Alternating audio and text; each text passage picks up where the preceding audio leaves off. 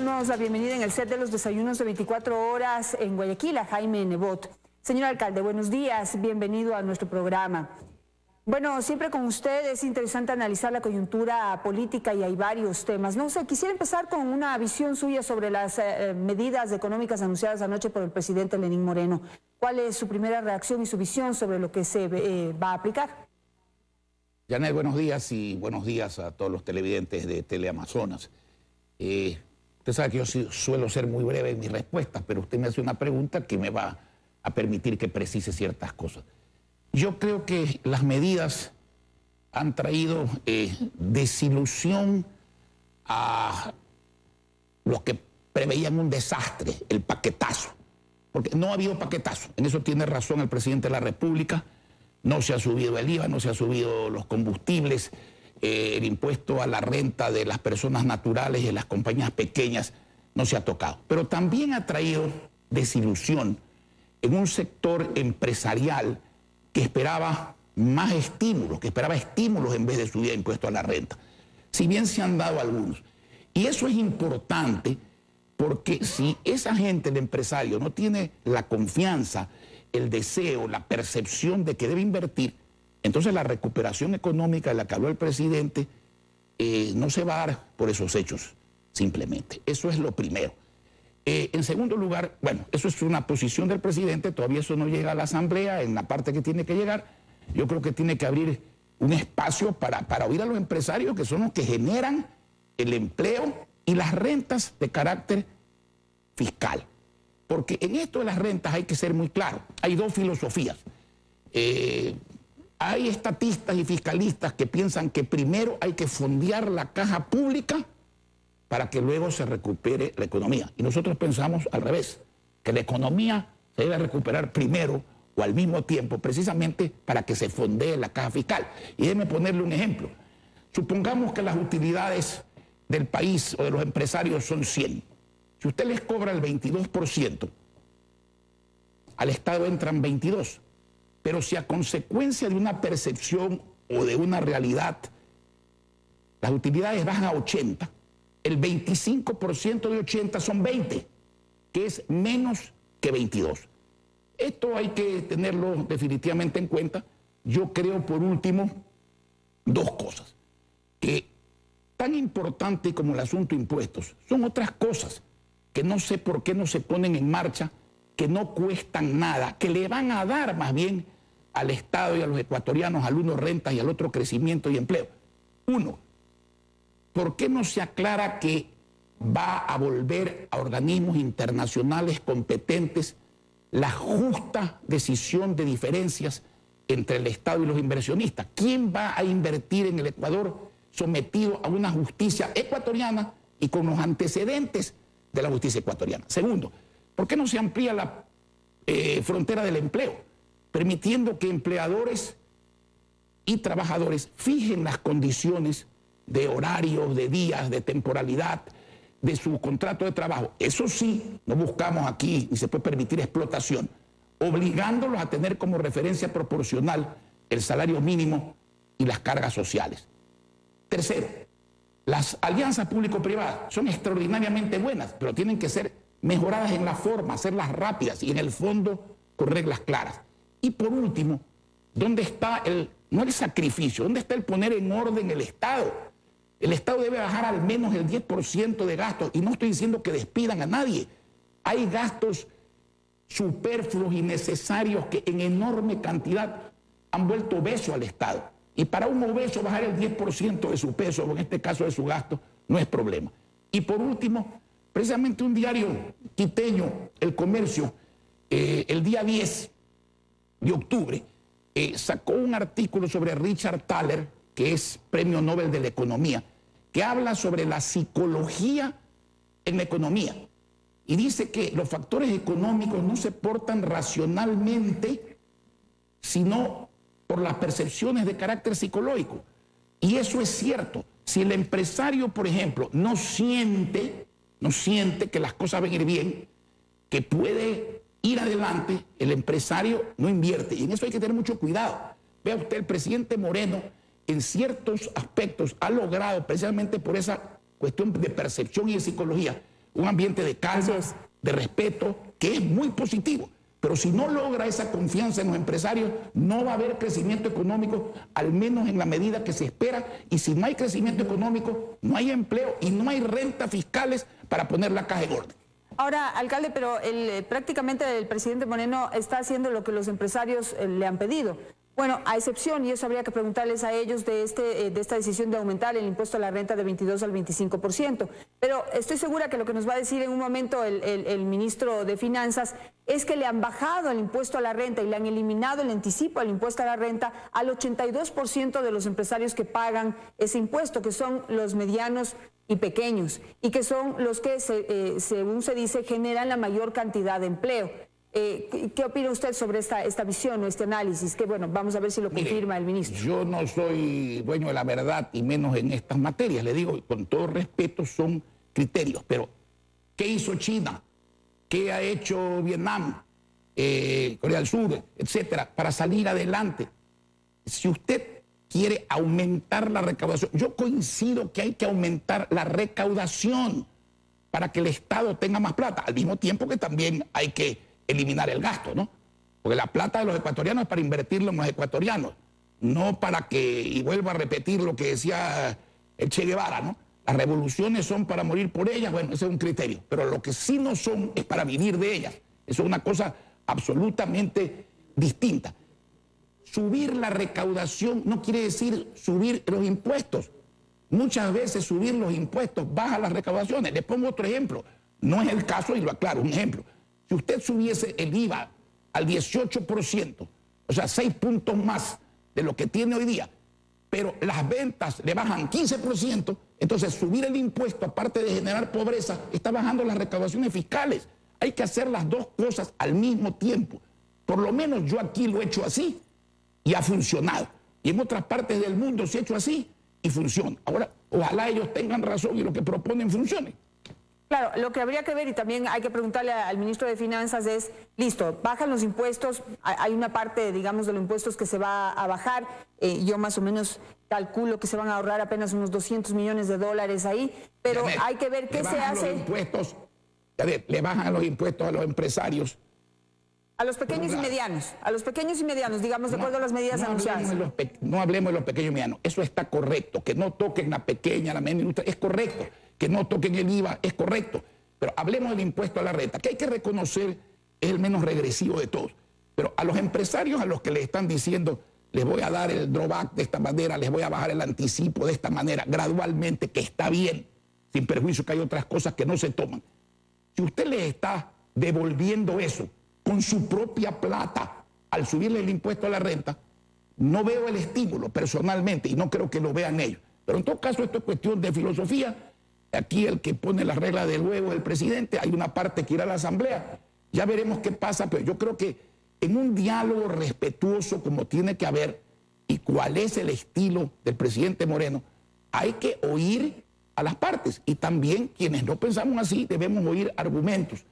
Yo creo que no todo está mal, pero nosotros pensamos que entrar dinero en el Estado es correcto, hay que gastarlo bien, pero que entra más dinero en el Estado con una economía de menos exacción impositiva que poniendo más impuestos, sobre todo en una economía débil como es la economía ecuatoriana. Usted puede poner impuestos en una economía boyante, es discutible, pero se puede poner. En una economía débil es como echarle, ¿no es cierto?, a un señor que se está ahogando en vez de una boya de plástico inflada, un saco de cemento, pues con una sale a flote y con otra se hunde.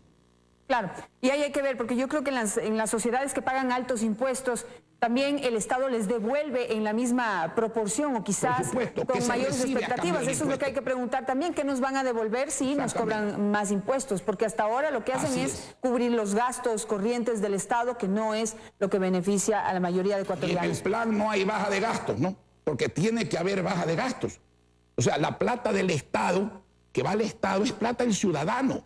Muy poco, 500 millones van a bajar. Para que se invierta en el ciudadano, para que se devuelva al ciudadano, no para financiar gastos que en su mayoría son inútiles. Tu pregunta es correcta, ¿qué se devuelve? Correcto. Pasemos al tema político, que es otro tema que de una u otra manera o indirectamente afecta el tema económico, la confianza y a lo que usted decía, el tema psicológico, ¿no? Que la gente tiene que sentir que hay bienestar y que vamos por el camino correcto para arriesgarse a invertir en este país. Y hablamos de absolutamente todos, grandes, medianos y pequeños empresarios que están siempre a la expectativa de qué es lo que va a pasar en la política para saber si le apuestan o no le apuestan. Entonces, analicemos el campo político. ¿Cómo ve usted el tema de la prisión de Jorge Glass? Ahora vemos que ya va por su segundo intento de salir de la cárcel, insiste en su inocencia y lo más chistoso, ¿no? O indignante, ya no sé ni cómo calificarle, una vergüenza internacional para nuestro país. Tenemos un vicepresidente sin funciones, preso y de vacaciones. Bueno, lo importante es que yo no creo que haya alguien racional que pueda pensar que la situación de Jorge Glass en la vicepresidencia de la República es sostenible. La situación es insostenible. La justicia de manera independiente tiene que hacer lo suyo y eso está bien. La justicia tiene plazos, tiene términos, tiene procedimientos y hay que respetarlos porque no se puede criticar al expresidente Correa por meter las manos en la justicia y después hacer exactamente lo mismo. Eso no es correcto. La justicia sigue su marcha, pero la situación es insostenible. Por otro lado, el que el vicepresidente esté preso no es causal para que pierda la vicepresidencia per se, porque la presunción de inocencia de una persona se mantiene jurídicamente hasta que es sentenciado en última y definitiva instancia. Entonces, el camino es el juicio político. Hay motivos suficientes para que dentro de la Constitución se proceda a la remoción del presidente. Así es como yo lo veo. Yo no entro en lo de fondo porque lo de fondo hay que dejárselo a los fiscales y a los jueces.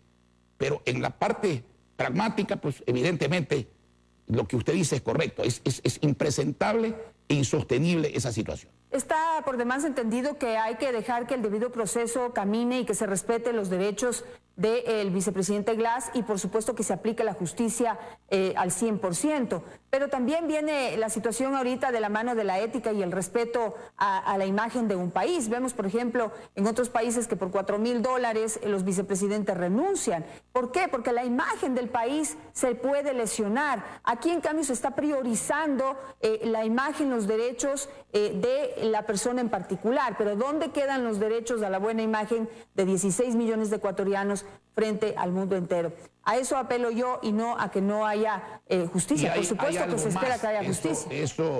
Eso que usted dice es tan cierto y repito, hay que dejar siempre a salvo la acción imparcial de la justicia. Pero lo que usted dice es tan cierto que no solo afecta la imagen, es que también afecta lo económico. Porque en un país que revierte este tipo de situaciones con lentitud, que no se solucionan las cosas enseguida, tampoco ese es un factor que atraiga la inversión. La gente prefiere mantenerse alejada. Este no es, pues, la última Coca-Cola de la fábrica, ¿no? O sea que aquí hay bastantes sitios en el mundo donde todavía se puede invertir, aunque cada día la situación suele ser más complicada. Son cosas que hay que resolver. Hay que resolverlas, efectivamente. Porque yo no creo que la situación económica y fiscal del país aguante para tomar decisiones tardías, ¿no? Aquí eso el eclesiastés no juega. No es que primero es esto, después es lo demás acá, después es lo demás acá, no. Cuando usted tiene un vehículo, yo le pregunto, ¿qué es más importante en el vehículo? El motor, la gasolina, las llantas, los frenos, el chofer. Si usted no tiene todo, el vehículo no funciona. Así es el gobierno. Hay que adoptar medidas en todos los frentes, pensadas, eficaces, simultáneas, correctas, al mismo tiempo. Si no, el carro no rueda, el país no avanza, el empleo no se crea, la bonanza no viene. Dos preguntas le hago al mismo tiempo por cuestión de tiempo. Usted ve venir el juicio político, ya vemos algunas voces del interior de Alianza País, pero son las alineadas con Lenín Moreno, que son todavía la minoría, para poder proceder con ese juicio político, para encontrarle una salida a este problema que, como usted dice, no solamente genera un problema político. Y segundo, quisiera ya tener su visión sobre la consulta popular. ¿Usted la apoyará? Yo creo que hay que aliarse con el país, no con Alianza País. Y yo creo que hasta para Alianza País esta es una situación al vicepresidente que tiene que ser resuelta. Segundo, por supuesto que yo siempre he apoyado las consultas populares. porque yo no soy de los que creo que el pueblo necesita tutores ni curadores. Necesita de políticos o politiqueros que digan, vote por mí para yo resolver por ti. El pueblo tiene que resolver por sí solo. Hay que apoyar la consulta. Y yo apoyo las 7 preguntas, ya he dicho por qué, porque están bien planteadas, porque son necesarias, no lo resuelven todo. Por eso hay que tomar las medidas colaterales en lo económico, en lo financiero, en seguridad jurídica, en la reducción de tamaños del Estado, en la ampliación de la frontera del empleo. Yo apoyo esas preguntas y lo que sí creo es que la consulta no debe electoralizarse, partidizarse, hacer que los políticos saquemos, y me incluyo, beneficio electoral de la consulta. El pueblo tiene que entender que cuando diga sí, no está votando a favor de tal o cual político, y que cuando diga no, no está votando en contra de determinado político.